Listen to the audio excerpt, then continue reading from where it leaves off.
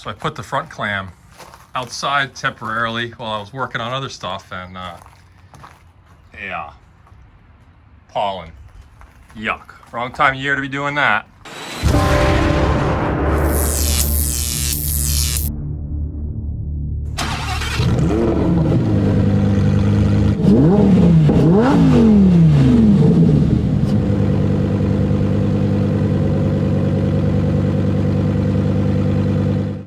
Well, the UPS guy showed up, brought me a nice little package, little surprise. Here's a hint. It is for the rear clam. Let's take a look. All right, I already took a sneak peek and unwrapped a few things, but let's take a look. And I think this gives it away. Anybody guess what these are? You got it. Swan neck supports for a swan neck spoiler. So I got myself a Voltex style swan neck spoiler for this build. Pretty cool. Let's unwrap this thing and see what we got.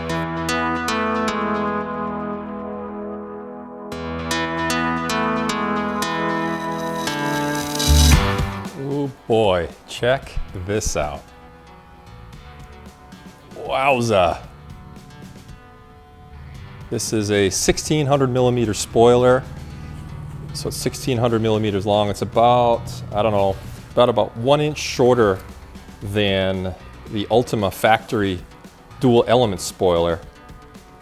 But man, the finish on this is incredible.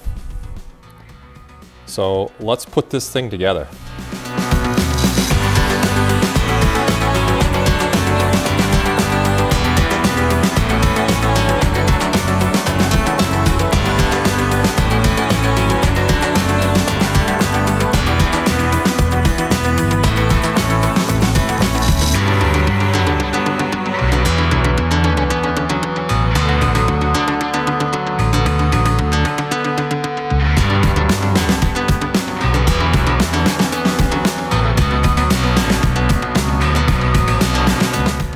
So I set the spoiler aside over here, just next to the rear clam.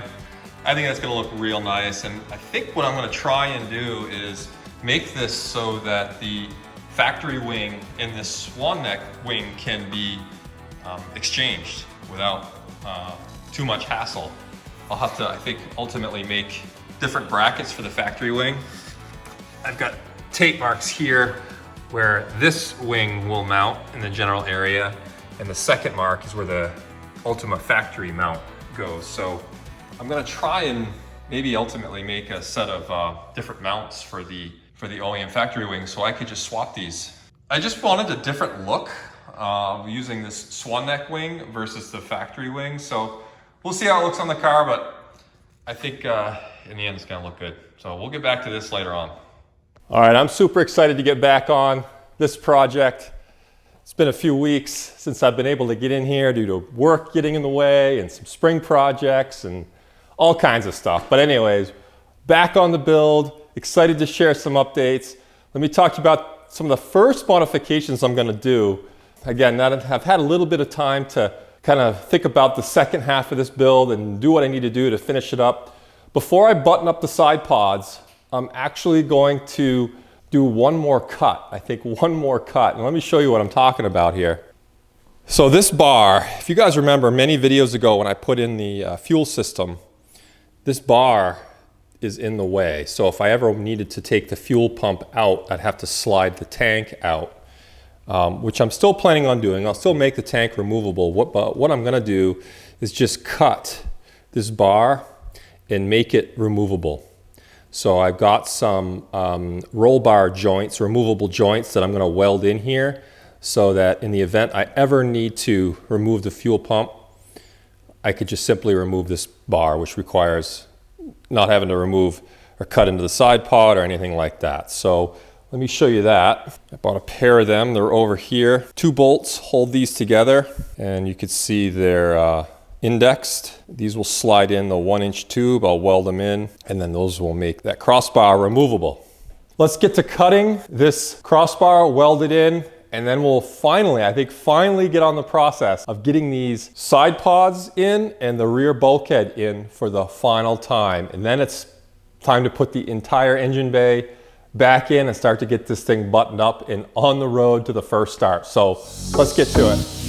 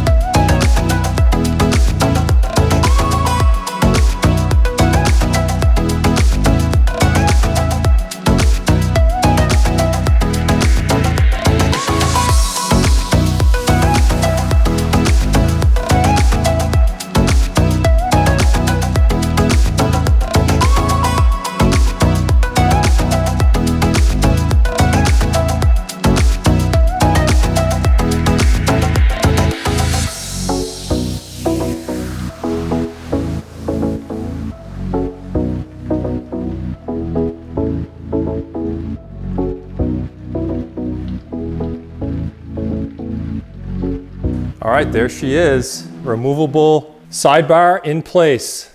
So the end of the joint is right there, which gives me about 1 inch clearance to lift that fuel pump system out if I need to. So came out pretty good. 4 Allen head screws, and this middle bar comes out to give me access. So that is paying it maintenance forward if I ever have to remove that fuel pump. Super easy now. On to the next.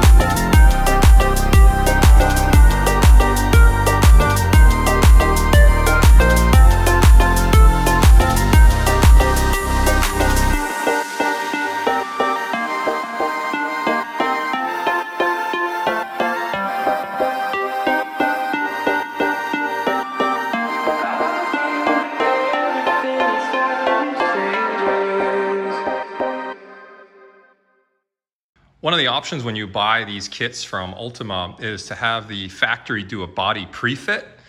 They charge extra for it, but basically what they do is they get the body on the chassis and all the panels are fit to where they need to be. So when you receive it, you can disassemble it and it'll go back to the way it was. But one of the things I realized on this is all the body panels align based off of one screw per side. And this screw is right here. You can see it's a countersunk hole. And this, obviously you want to line that up for fore and aft body placement because the alignment of the rear clam is dependent on the alignment of this rear bulkhead to get the gaps right. And the same with the front. So from a fore and aft location standpoint, it's all contingent on this screw. This one screw basically aligns the entire body. And there's one of these on each side. So anyways, that is in place. I've just got to do some riveting here on the side and of course all along the bottom. And then this is in place.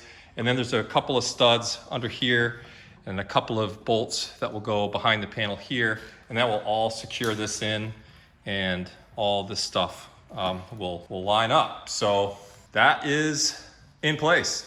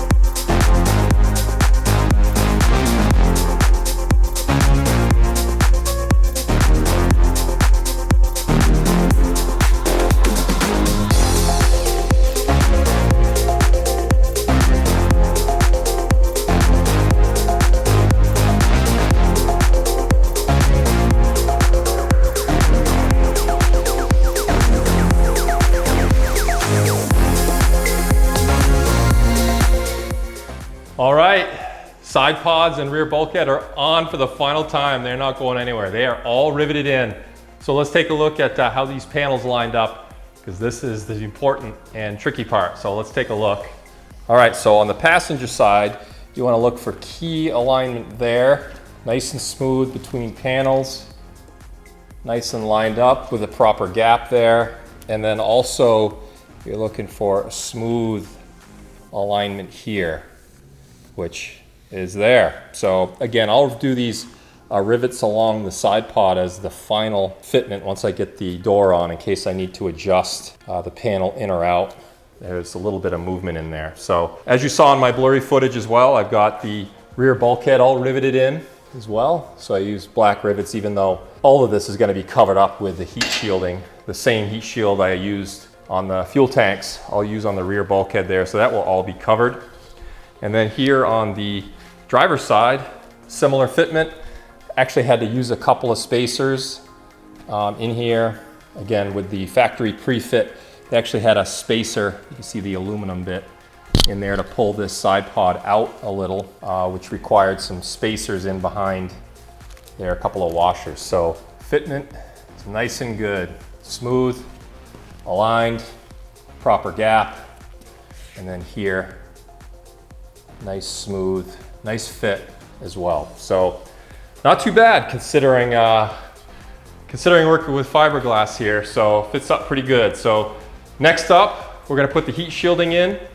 Then we're gonna put the transmission engine back in so we can start to get all of this thing plumbed in finally.